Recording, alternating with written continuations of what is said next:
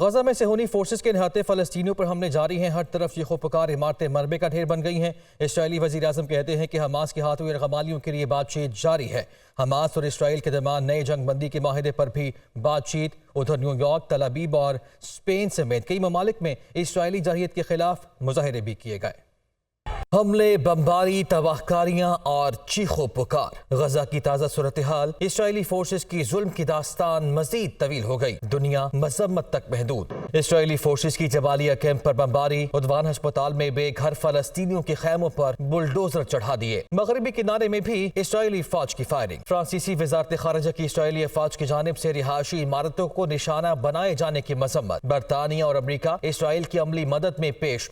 امریکہ نے حوثیوں کے اسرائیل آنے والے بحری جہازوں کو نشانہ بنانے کی کوشش ناکام بنا دی، 14 ڈرون مار گرائے۔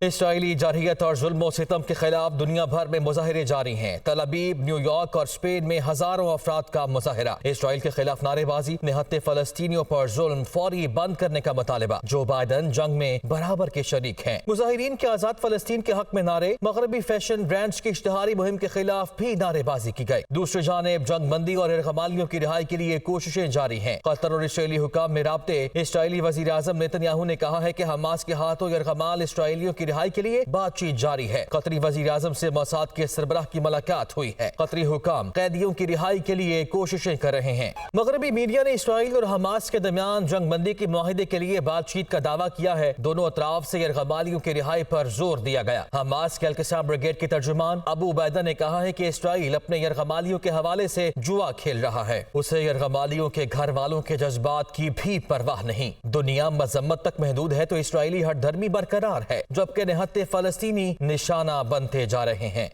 غزہ کی صورتحال کی بات کی جائے تو نہتے فلسطینیوں پر اسرائیلی جارحیت جاری ہے۔ ہر طرف چیخ و پکار، عمارتیں ملبے کا ڈھیر بن گئی ہیں۔ جبالیہ اور خان یونس میں 35، مغربی کنارے میں 2 فلسطینی شہید ہو گئے ہیں۔ جنگ میں شہداء کی کل تعداد 18,925 ہو گئی ہے، جبکہ 51,000 سے زائد فلسطینی زخمی بھی ہیں۔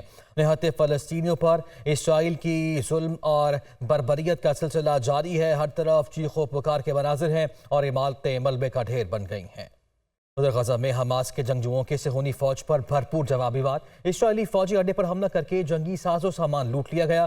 القسام بریگیڈ کے حملے میں ایک صہیونی فوجی جہنم واصل ہو گیا۔ القسام بریگیڈ نے اسرائیل کے فوجی اڈے پر حملے کی ویڈیو بھی جاری کر دی ہے۔ تو گھمسان کرن جاری ہے غزہ میں۔ حماس کے جنگجوؤں کے صہیونی فوج پر بھرپور جوابی وار۔